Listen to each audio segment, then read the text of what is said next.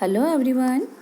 Today we'll read about the topics the 3rd century crisis, gender literacy culture, right?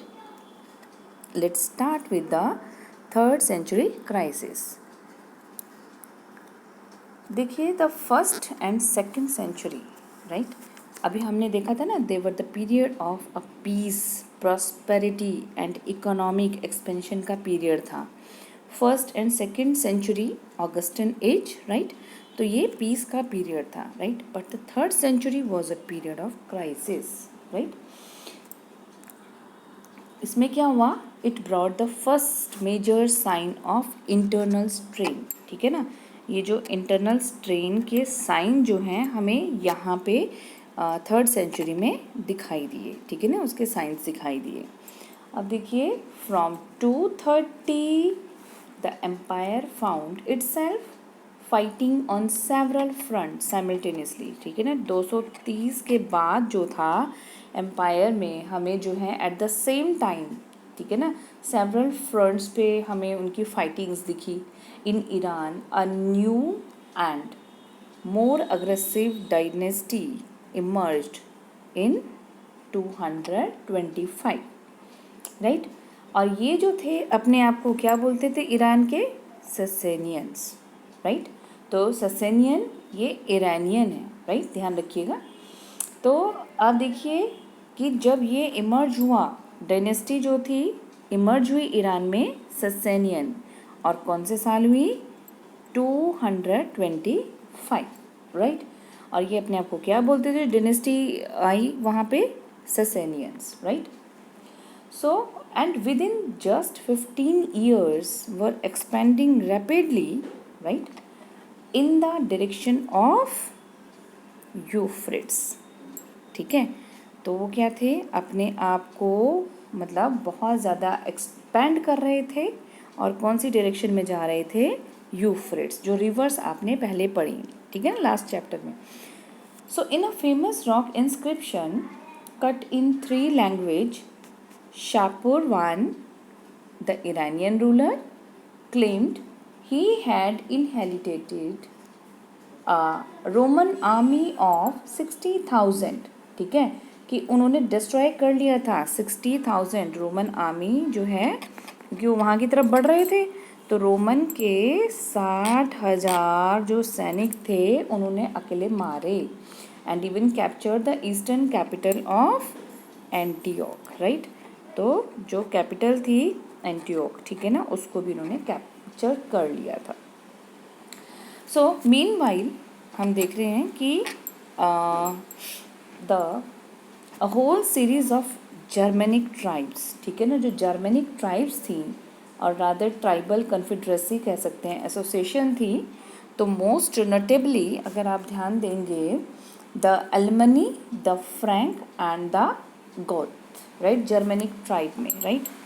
अलमनी, right? Alamanni, the Frank and the Goth, right?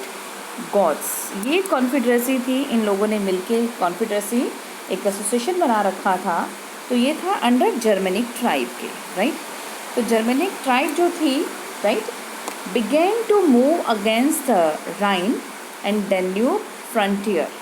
ठीक है, तो ये कहाँ बढ़ना शुरू किया इसने? राइन और डैन्यूब फ्रंटियर, ठीक है, इनकी सीमाओं की तरफ बढ़ना शुरू किया. And the whole period from 233 to 280, ठीक है, तो ये जो टाइम था 233 से 280, ठीक है, इट्स अ रिपीटेड इन्वेजन्स. इसमें लगातार जो थे इन्वेजन हुए, आक्रमण हुए of a whole line of province, ठीक है, that stretched from the Black Sea, ठीक है, जो कहाँ से कहाँ तक था? Black Sea, right? Black Sea to Alps, ठीक है, ब्लैक सी से आल्प्स जो माउंटेन्स रेंज थी वहाँ तक था, and southern Germany, right? So यहाँ पे आपने देखा the Roman were force to abandon. फिर क्या हुआ वहाँ, क्योंकि अटैक कर रहे थे, तो रोमन जो थे they were force to abandon, ठीक है, उनको जो है छोड़ने पे मजबूर होना पड़ा much of the territory beyond the Danube. ठीक है, डेन्यूब के परे जो भी टेरिटरी थी, ठीक है, रोमन्स को उसको अबेंडन करने पे मजबूर होना पड़ा। Is it clear?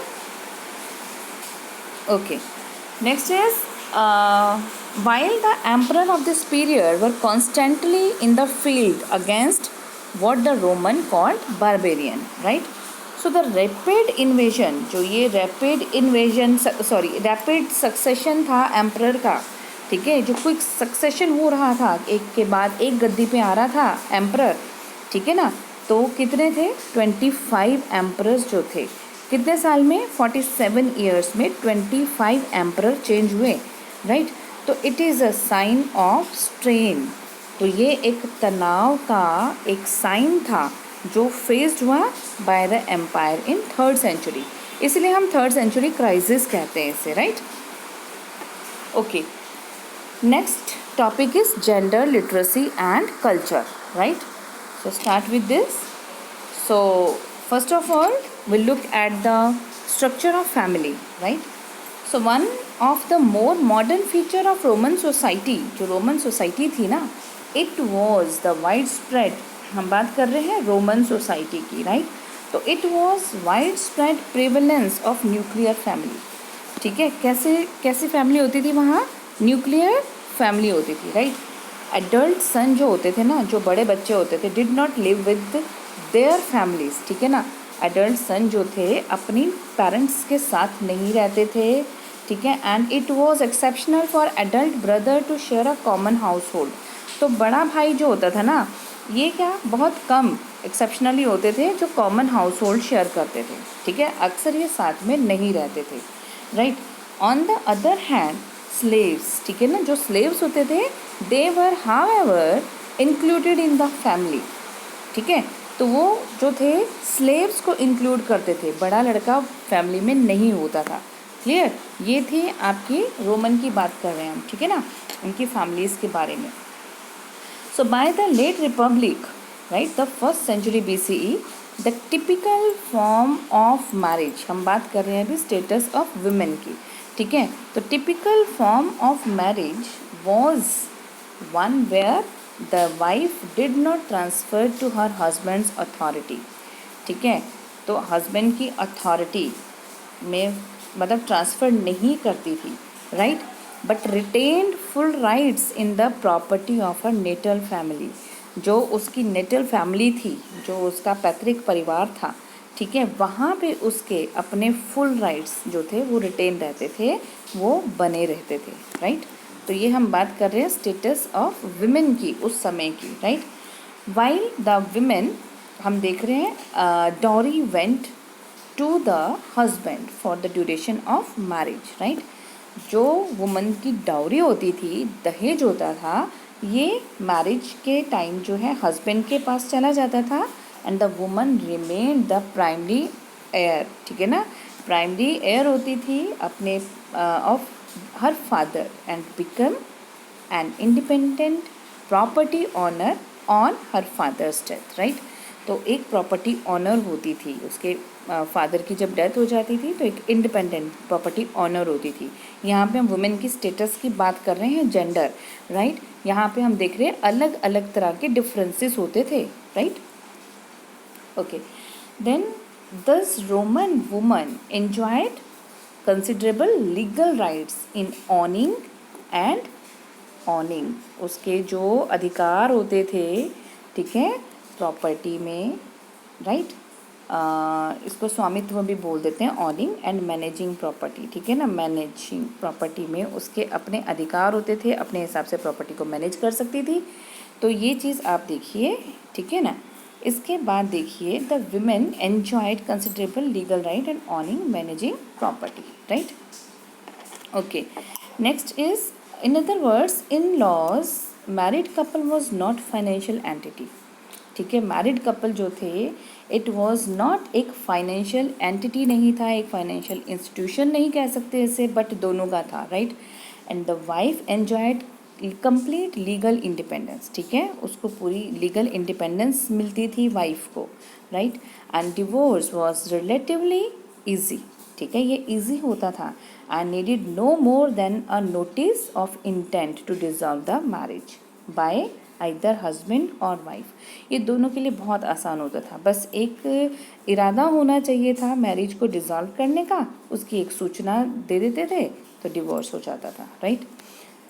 So they were married off आप देखिए on the other hand where is males married in their late 20s, ठीक है, मेल्स जो थे ये मेल्स के लिए है late 20s, right, and early 30s। Males की जो एज होती थी ना शादी की वो होती थी लेट 20s। 20s का मतलब क्या है, 20 लेट का मतलब क्या है, 28 से 29 लगा लो, और अर्ली 30s का मतलब क्या हो जाएगा, 30 to 32, right, 30 from 30 to 32, right, 30 से 32 साल, राइट, ये उनकी मेल की एज होती थी मैरिज के लिए, राइट।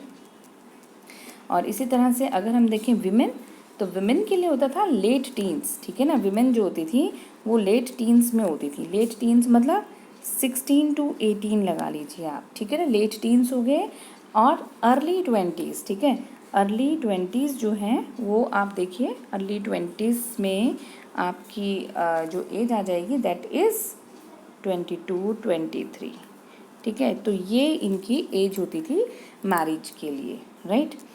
सो आपने पढ़ा कि क्या क्या एज डिस्क्राइब की हुई थी, right.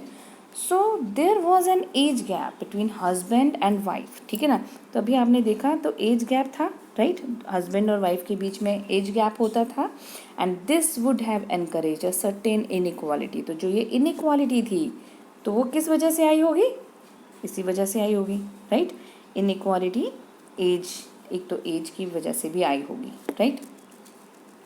Next is marriages, you can say they were generally arranged, ठीक है, अरेंज मैरिज, ठीक है ना, ये जनरली अरेंज होती थी और वॉज द जनरल नॉर्म होता था, ठीक है ना, एक साधारण मतलब अरेंज ही होती थी, राइट, एक नियम होता था, and there is no doubt that women were often subject to domination by their husband, ठीक है ना, और डोमिनेट कौन करेगा, हस्बैंड, ठीक है ना, तो ये जनरली अरेंज मैरिज होती थी और उसमें डोमिनेशन किसका होता था, हस्बैंड का होता था, राइट। सो ऑगस्टीन, राइट, ये wives were even beaten up by their husband, तो ये भी देखा जो वाइफ्स थी उन जो थे वो बीटन अप होती थी बाय देयर हस्बैंड्स, डोमिनेशन होता था हस्बैंड का तो अक्सर वो पिटाई खाती थी, ठीक है ना, उनकी पिटाई होती थी, क्लियर। सो यहाँ पे आप देख रहे हैं ऑगस्टीन, ठीक है, ऑगस्टीन के बारे में बताया, सेंट ऑगस्टीन, तो यहाँ देखिए 354 to 430 का इनका टाइम है, was bishop in of the north African city, ठीक है, ये बिशप थे, तो आप देखिए from 396 and a tarring figure in the intellectual history of the church, church में ये एक बहुत मतलब फिगर है इंटेलेक्चुअल हिस्ट्री में। तो bishop were the most important religious figure in a Christian, ठीक है ना, तो हम बात करें ऑगस्टीन, उनका भी यहाँ पे व्यू बताया गया है, राइट। सो आप देखिए ऑगस्टीन जो थे, ठीक है ना, ये ऑगस्टीन का ही था कि आप देखिए the great Catholic bishop who spent most of his life in north Africa, ठीक है, तो यहाँ पे आपने पढ़ा अभी ऑगस्टीन के बारे में, राइट, तो इन्होंने जो अपनी ज़्यादा लाइफ थी ये नॉर्थ अफ्रीका में, ठीक है ना, वहाँ पे स्पेंड की maximum life, and tells us that his mother was regularly beaten up by his father, ठीक है ना, और उन्होंने ये देखा है the most other wives in small town where he grew up, जहाँ वो ग्रू अप हुए, ठीक है, छोटे टाउन में ग्रू अप हुए, had similar bruises to show, ठीक है ना, तो ब्रूजेस होता है मार्क्स, ठीक है ना, ऐसे ही मार्क्स जो थे वो आपस में ऐसे करके दिखाती रहती थी, and finally fathers had substantial legal control over their children. अब फादर का डोमिनेशन होता था, हस्बैंड का डोमिनेशन होता था, ऑब्वियसली फादर जो थे उनका जो रियल लीगल कंट्रोल होता था बच्चों पे, sometimes to a shocking degree, है ना, तो शॉकिंग डिग्री मीन्स दिल दहलाने वाली जो एक बात होती थी, for example legal power of life and death in exposing unwanted children, ठीक है, जो अनवांटेड चिल्ड्रन थे, तो उनके लिए देखो उनको क्या करते थे ये, by leaving them out in the cold to die, ठीक है ना, वो बाहर ठंड में रख देते थे जब तक वो मर नहीं जाता था, राइट। तो इस तरह से इनका जो लीगल राइट होता था, control over their children, right. Then what about literacy, right. अब हम लिटरेसी के बारे में देखेंगे। So it is certain that rates of casual literacy, ठीक है, जो लिटरेसी की रेट थी, it varied greatly between the different part of the empire, ठीक है, ये भी जो थी वेरी कर रही थी, बहुत ज़्यादा इसमें वेरिएशन थी, ठीक है ना, अलग अलग एम्पायर के हिस्से में इसमें भी वेरिएशंस थी। तो for example in Pompeii which was buried in a volcanic eruption in 79, ठीक है, you have just to learn the name Pompeii, right. So this is word Pompeii. So यहाँ पे देखिए ये बरीड हो गया था वोल्केनिक इरप्शन में 79 CE की बात है ये, ठीक है ना। तो यहाँ पे क्या है, there is strong evidence of wide spread casual literacy, right. तो वॉल्स के बारे में लिखा हुआ है, one of the funniest of these graffiti found on the walls of Pompeii says कि वॉल, मैं तुम्हें एडमायर करता हूँ कि तुम इस रूइन में कोलैप्स नहीं हुई हो, तुम इतनी धन्य हो कि तुम गिरी नहीं, when you have to support so much boring writing on you, ठीक है ना, तुम इतनी बोरिंग राइटिंग को अपने पास सपोर्ट करके रखती हो, राइट। सो ये एक जो था एविडेंस जो कैजुअल लिटरेसी के बारे में, ठीक है ना, एक फनीएस्ट थिंग जो ग्राफिटी के बारे में यहाँ पे दिया गया है। So walls on the main street of Pompeii often carried advertisement, ठीक है ना। तो इसमें ऑफन क्या होता था, एडवर्टीजमेंट होती थी। एंड ग्राफिटी, ग्राफिटी होता है writing and drawing on wall, ठीक है ना। ग्राफिटी मतलब कुछ भी लिख दिया या फिर ड्रॉ कर दिया, ठीक है ना, किस पे, वॉल पे, ठीक है ना, तो उसको ग्राफिटी बोलते हैं, राइट। सो आप देख रहे हैं ये हमें सिटी में जो है ये मिली हैं। So by contrast in Egypt were 100 of papyri survive, ठीक है। Most formal documents such as contracts were usually written by professional scribes. तो स्क्राइब्स के द्वारा जो हैं ज़्यादातर डॉक्यूमेंट्स जो हैं ये उनके द्वारा लिखे गए हैं, स्क्राइब्स के द्वारा। And they often tell us, और वो हमेशा अक्सर ये बताते हैं, वेदर एक्स और Y means to say unknown is unable to read and write, ठीक है, वो पढ़ लिख नहीं सकता था, right. But even literacy was certainly more wide spread among certain categories. तो ये वाइड स्प्रेड थी लिटरेसी, ठीक है ना। कौन पढ़ लिख सकता था, army officer, state manager and soldiers, ठीक है, तो ये इनमें कॉमन थी, right. So next is cultural diversity, right. So cultural diversity of the empire was reflected in many ways, right, and at many levels. cultural diversity को भी हम देखते हैं, right, क्या थी ये।